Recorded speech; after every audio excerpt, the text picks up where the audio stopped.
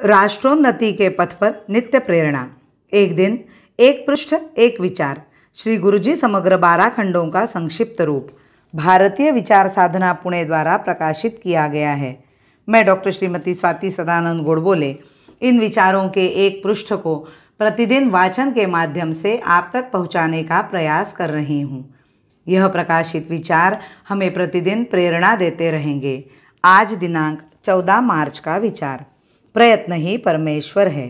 हम श्री रामचंद्र जी को विष्णु का अवतार मानकर हजारों वर्षों से उनकी पूजा करते आए हैं, परंतु पूजा करते समय मन में यह आकांक्षा कदापि नहीं रहती कि हम उनके जैसे बनने का प्रयास करेंगे, उनके दिव्य गुणों को अपनाएंगे और अपने जीवन में राम पैदा करेंगे।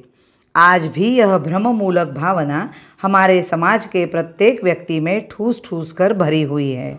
इस भ्रमपूर्ण मनोवृत्ति का परिचय देने वाला उदाहरण अभी अभी लोकमान्य तिलक जी के संबंध में आया है।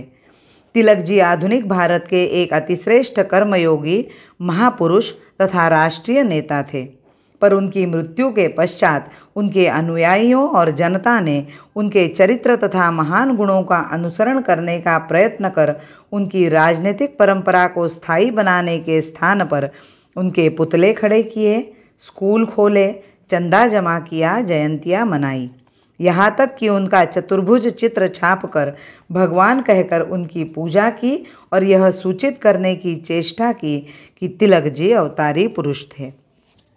श्रेष्ठ पुरुषों को मानव श्रेणी के बाहर ढकेल देना मनुष्य की एक प्रकार की दुर्बलता ही है। मनुष्य को क्या हक है कि अपने मामूली व्यवहार में भी सहायता करने के लिए वह ईश्वर को बुलाए और स्वतः अकर्मण्य बन हाथ पर हाथ रख कर बैठा रहे, मानो भगवान को दूसरा कुछ काम धंधा है ही नहीं। जब भी हम पुकारे वह तुरंत दौड़ता चला आए। हमें समाज की इस मनोवृत्ति को बदलकर पौरुष और प्रयत्नशीलता की मनोवृत्ति निर्माण करनी है। समर्थ रामदास ने कहा है, प्रयत्न ही परमेश्वर है। हम इसी प्रयत्न रूप परमेश्वर का सहारा लें।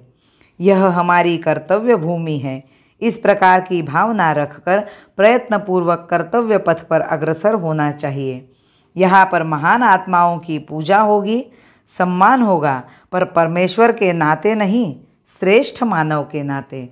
साधारण मनुष्य अपने प्रभाव से परिस्थिति बदलकर जीवन के उद्देश्यों की पूर्ति में पूर्ण रूपेण सफल होता है।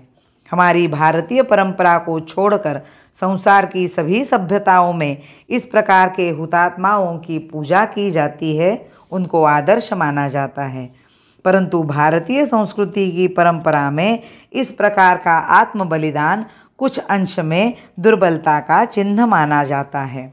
हमारे धर्म, संस्कृति, तत्वज्ञान को यह स्वीकृत नहीं कि मनुष्य अपने अंतःकरण की दुर्बलता का शिकार बने, क्योंकि प्रतिक्रिया को बुद्धिहीनता का लक्षण माना गया है।